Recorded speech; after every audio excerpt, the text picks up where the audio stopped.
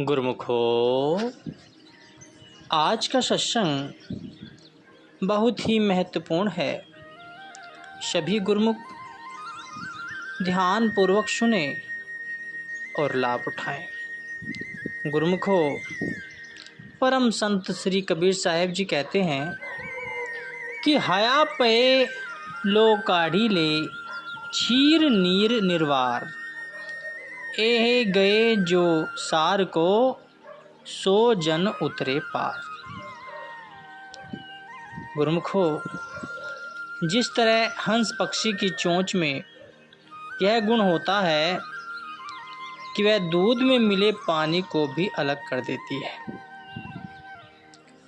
और वह सार वस्तु दूध को ग्रहण कर लेता है, इसी तरह आप जैसे गुरुमुख जन सार वस्तु भक्ति को ग्रहण करते हैं और असार वस्तु माया और मायावी पदार्थों का त्याग कर देते हैं।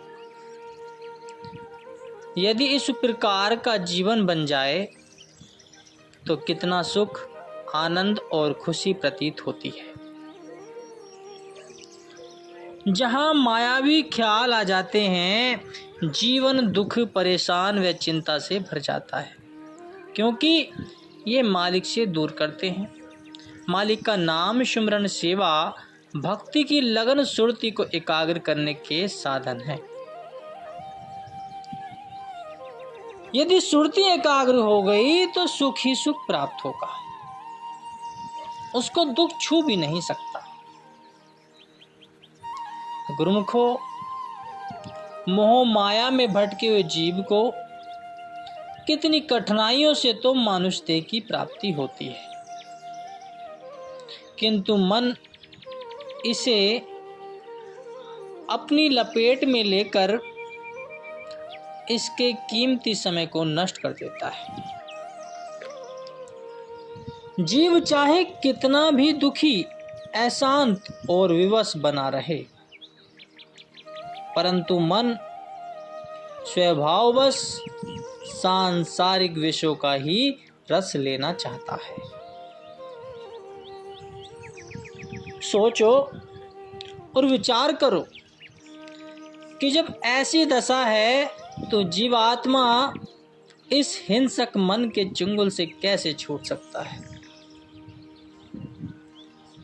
इससे मुक्त होने का कोई न कोई उपाय विधाता ने अवश्य बनाया होगा।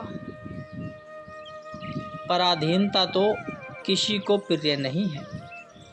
यह बात और है कि जो जन्म जन्मांतरों से दास रह चुका हो वह स्वाभाविक ही दुर्बल और क्षीण हो जाता है। उसमें इतनी शक्ति नहीं रहती जो वह अपने आप ही प्रबल शत्रु का सामना करके उस पर विजय प्राप्त कर सके। अवश्य ही उसे मन की पराधीनता से छूटने के लिए किसी पूर्ण संत महापुरुष के आश्रय की आवश्यकता होती है। यही कारण है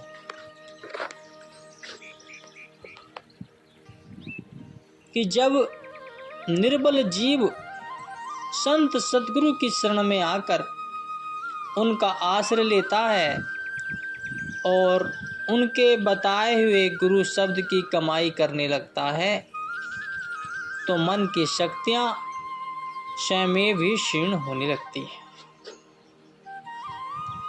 महापुरुषों की शरण में आकर जीव को यह समझ आ जाती है कि मेरा यहाँ आने का उद्देश्य क्या है।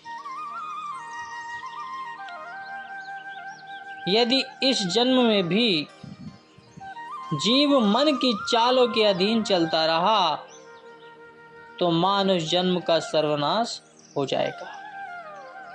अन्य योनियों में जीव मन का ही शिकार बना रहा, क्योंकि जीव उस समय कर्म करने को स्वतंत्र नहीं था, किंतु मानुष देह में आकर जीव को सब अधिकार प्राप्त है। यह चाहे तो इसी जन्म में स्वयं को मन के पंजे से मुक्त भी कर सकता है। अन्यथा ऐसा कोई संयोग नहीं कि जीव मन की पकड़ से मुक्त हो सके। आम संसारी जीव मन की दास्ता में ही अपना समय गुजार रहे हैं। गुरुमुखो, सत्पुरुष चेतावनी देते हैं कि हे जीव, तू अपने आप को जो समझ रहा है तू वह है ही नहीं। तू वास्तव में कुछ और है। परंतु इस तथ्य का पता कब चलता है? जब इसे अपने स्वरूप का बोध होता है। तब यह समझता है कि यह मानुष जन्म जीवन साधारण जीवों की भांति दुख पाने को नहीं मिला है, कि यह मानुष जीवन साधारण जीवों की भांति दुख पाने को बिल्कुल नहीं मिला है, जिसका पूरा पूरा सहयोग करना अति अनिवार्य है। यह अवसर बहुत भाग्य के बाद, पर कठिनाइयों के बाद मिला है। इसे यूं ही नहीं गंवाना चाहिए। आध्यात्मिक देह की सिद्धि के लिए शौर्य और धीरता का होना अनिवार्य है। सांसारिक उद्देश्य की सिद्धि के लिए मनुष्य दिन रात कितना संघर्ष करता है। तब क्या परमार्थ और भक्ति के अभिलाषी जीवों को परमार्थ एवं भक्ति जैसी अमूल्य निधि के लिए पुरुषार्थ नहीं करना चाहिए?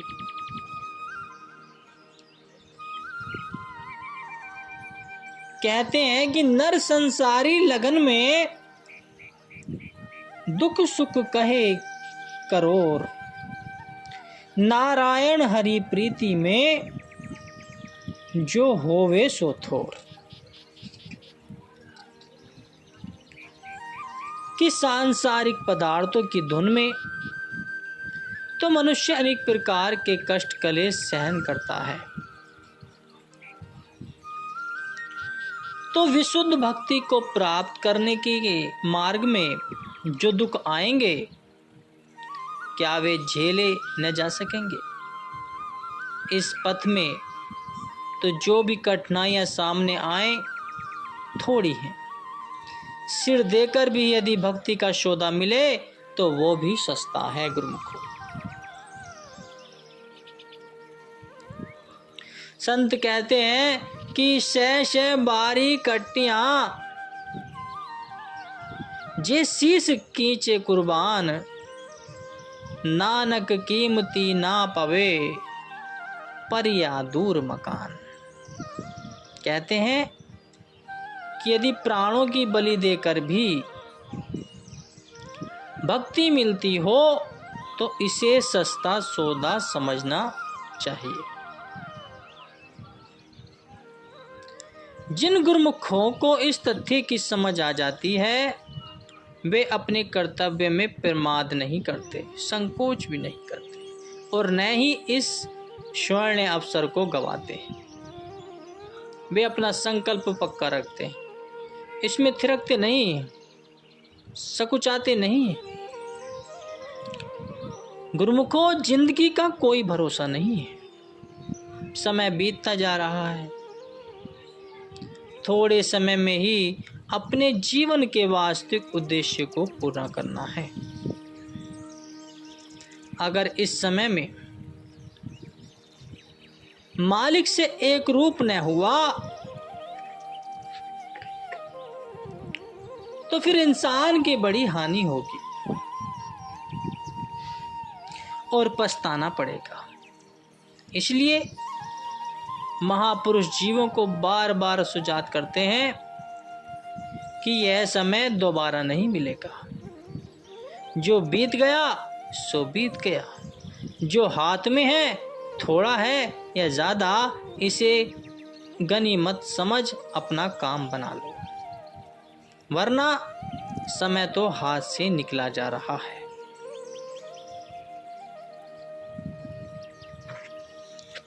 कहते हैं अगर तेरे पास 5 दिन 5 घंटे 5 मिनट या 5 सेकंड का समय है, उसमें नाम की कमाई कर और अपने साथ ले जा। तेरी रूह का कल्याण हो जाएगा। इसलिए सब तरफ से ख्याल हटाकर एक मालिक के नाम में लगा ले, सुरती को नाम में जोड़ ले।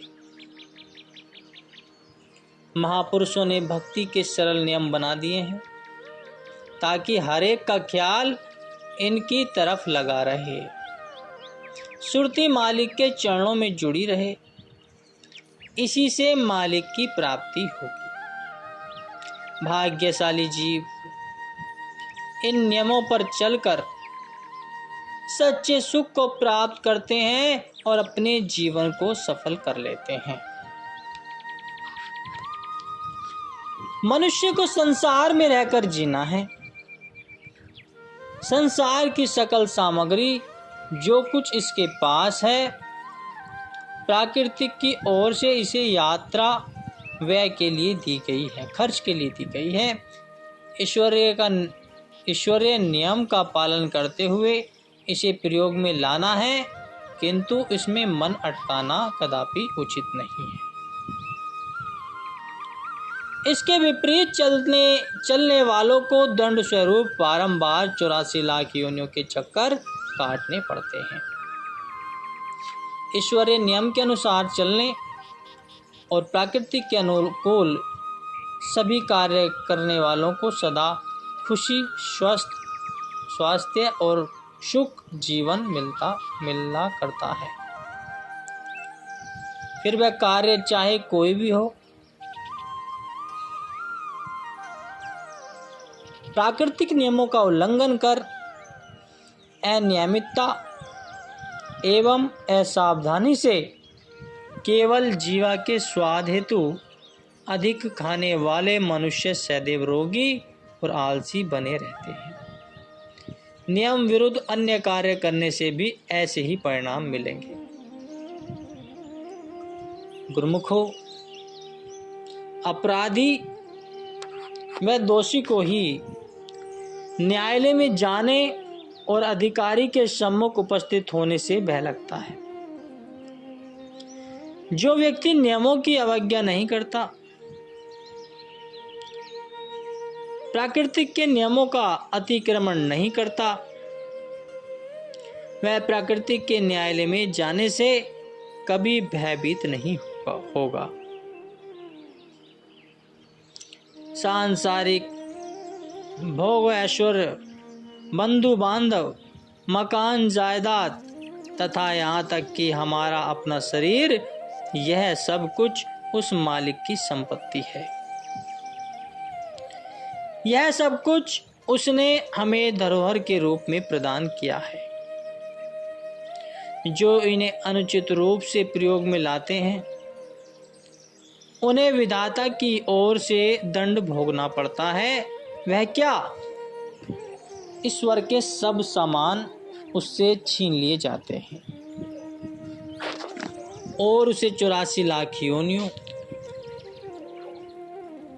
में भटकने के लिए छोड़ दिया जाता है। किंतु जो गुरुमुख प्राकृतिक की मर्यादा को निभाते हुए सांसारिक भोग पदार्थों में लिप्त नहीं होते, वे मृत्यु से भी भय नहीं खाते और न ही उन्हें धर्मराज के न्यायालय में जाने का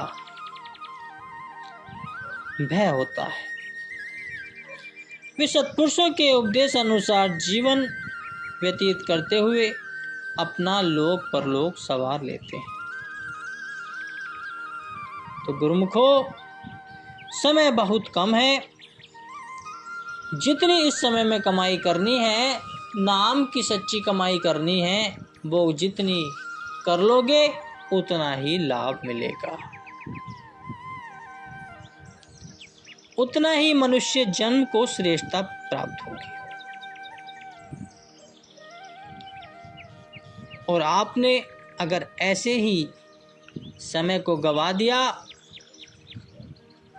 तो कुछ भी हाथ पल्ले नहीं आएगा सिवा पछताने के। इसलिए समय को ध्यान में रखते हुए, अपने मन को एकाग्रचित करते हुए, अपने मन की तरंगों को अपने वश में करते हुए यह प्रण लो कि हमें भक्ति में लग जाना है। यही हमारा परम लक्ष्य होना चाहिए। बोलो जयकारा, बोल मेरे श्री गुरु महाराज जी की जय।